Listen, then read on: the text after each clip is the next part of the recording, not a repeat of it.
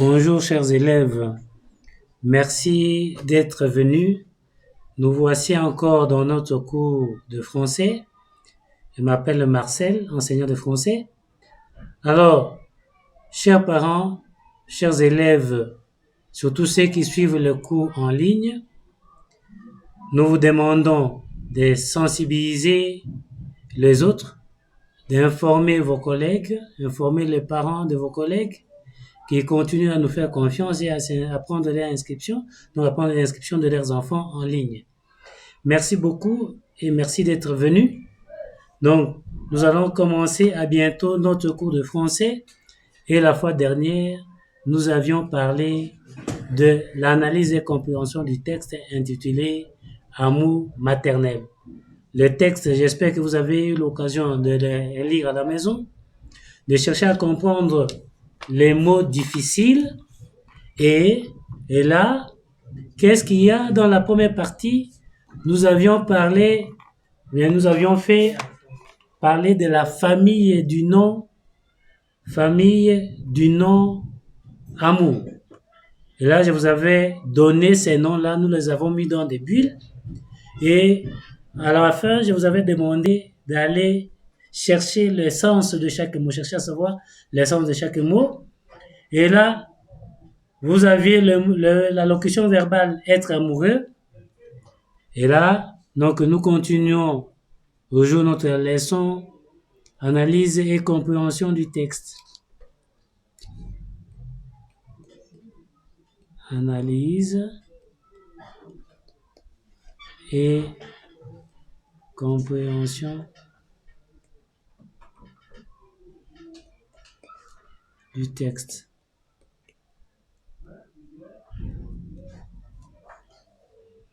Alors, là, parce que nous commençons par ce que nous avons étudié précédemment, et là, je vous avais dit de chercher l'essence de certains mots. Vous avez ici la famille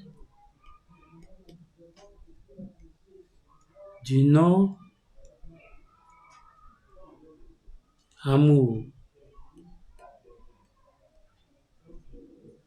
Alors, nous avons parlé de ces mots-là. Vous avez être amoureux, être amoureux. Alors, qu'est-ce que cela veut dire? C'est aimer quelqu'un d'autre.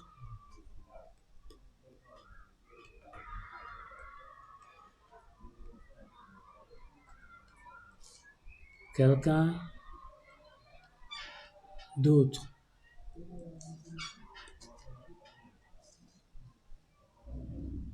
Aimer quelqu'un d'autre.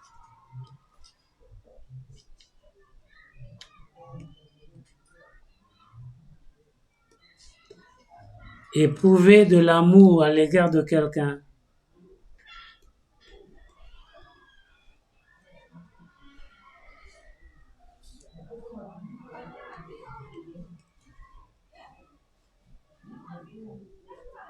Éprouver de l'amour. Et là, on va dire, je suis tombé amoureux d'une fille. Par exemple, elle est tombée amoureuse de moi. Vous voyez? Alors aussi, être amoureux peut signifier marquer de l'amour.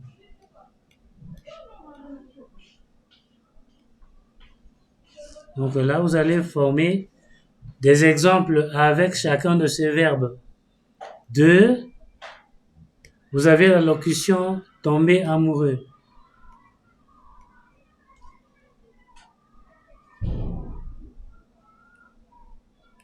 Elle est tombée amoureuse. Et cela veut dire, et là, lorsque vous voyez quelqu'un pour la toute première fois, vous sentez un coup de foudre. Vous voyez? Comme si vous étiez foudroyé. Donc là, on peut dire ressentir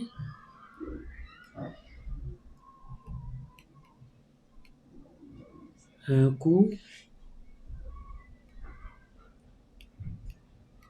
de foudre. Sentir un coup de foudre. On peut dire aussi, disons, sentir ou bien ressentir, disons, des papillons dans le ventre.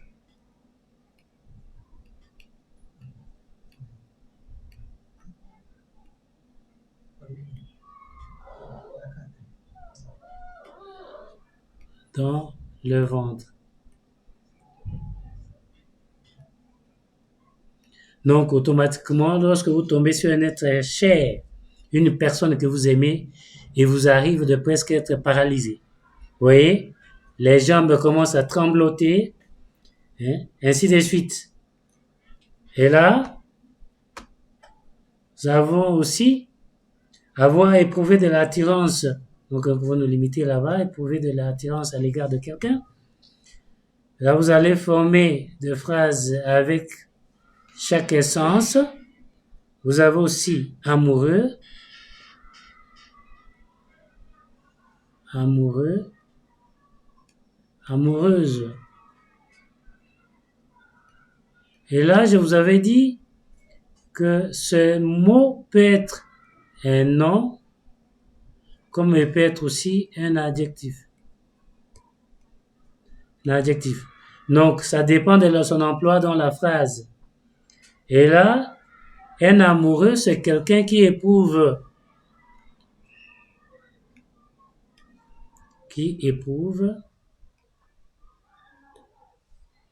de l'amour.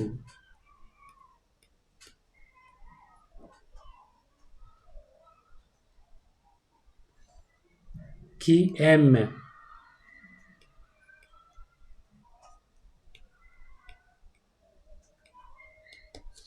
Alors aussi, un amoureux, une amoureuse. Et là, on peut parler de la relation amoureuse.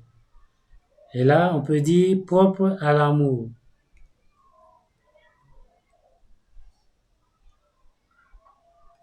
Propre à l'amour. On peut parler aussi de la liaison amoureuse.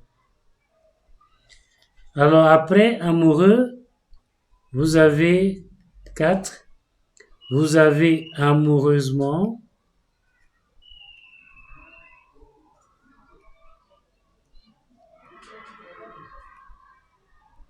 Et amoureusement, ici c'est un adverbe.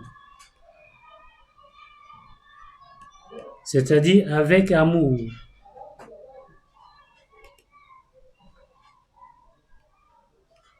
Avec amour. On peut dire tendrement.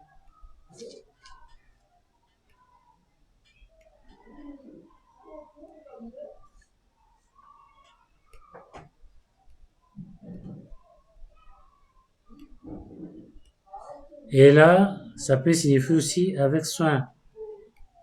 Quelque chose fait avec soin. Oui.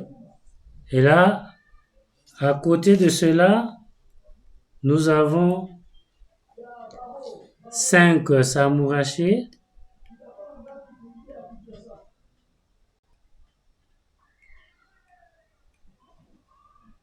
S'amouracher, c'est porter quelqu'un en amour.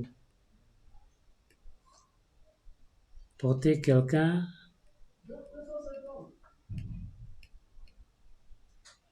un amour soudain.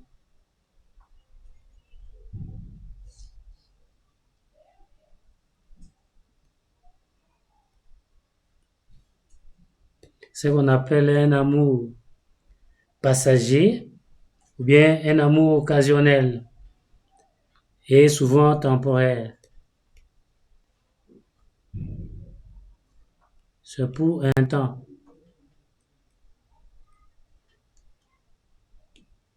Temporaire. Alors, à côté de cela, nous avons le mot amourette.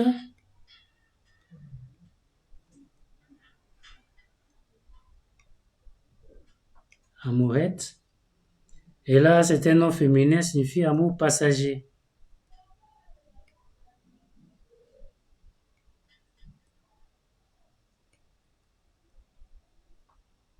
Amour passager et sans conséquence.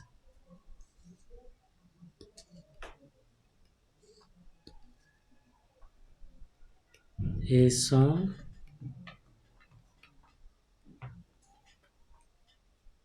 conséquence.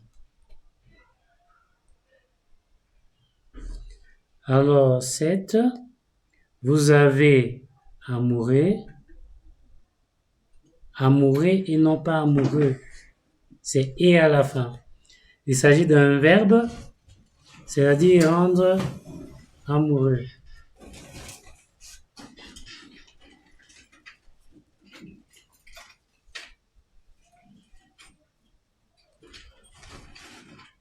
Rendre amoureux ou amoureuse. Et tomber amoureux.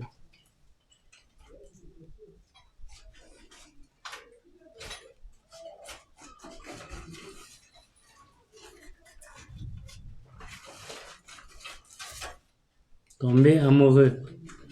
Alors 8, vous avez amourerie.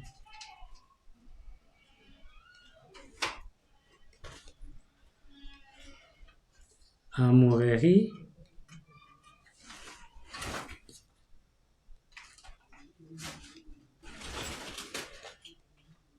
Et là, qu'est-ce qu'on entend par amourerie? C'est relation sexuelle.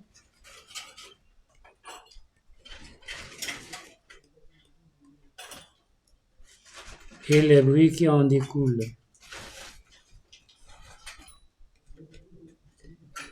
Et bruits émis.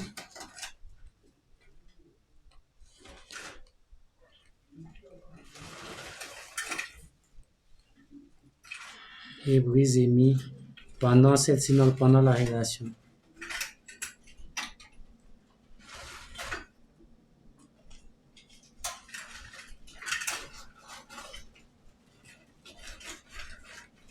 Pendant celle-ci.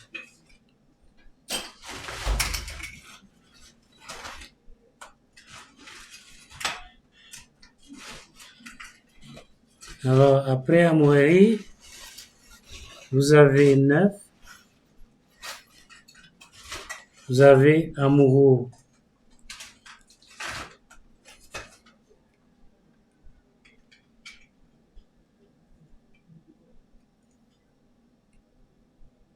Amoureux, vous avez la terminaison et AU. C'est un nom qui est toujours pluriel, un nom masculin pluriel. C'est ce qu'on appelle de petits amours.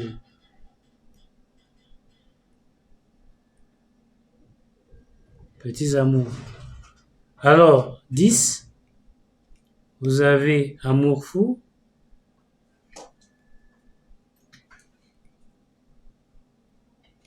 Et là, c'est sentiment d'amour.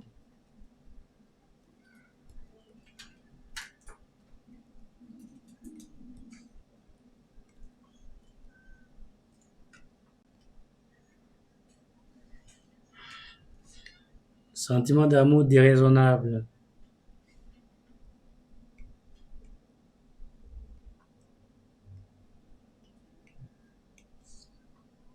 Donc, lorsqu'on aime, il arrive que l'on ne suive plus les conseils et aussi obsédant.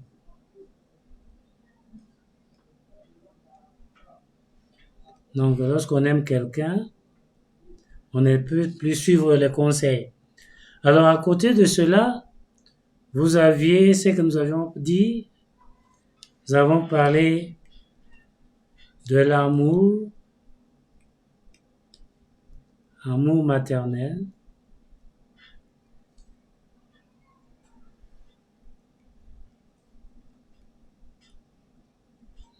Vous avez 12 amour paternel.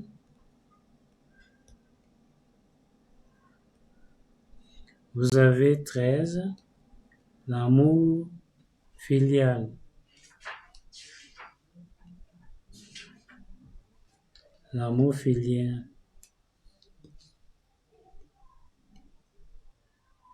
Alors, vous allez compléter l'essence de ce 3, mais là, j'avais expliqué, par exemple, le point, mais donc le numéro 11, quand pas de l'amour maternel, c'est de l'amour que la mère éprouve à l'égard de ses enfants, ou bien de son enfant. L'amour paternel, maman aussi, c'est l'amour que le papa, bien le père, éprouve à l'égard de ses enfants. Et vice-versa. L'amour filial, maintenant, c'est l'amour que le fils éprouve à l'égard de son père.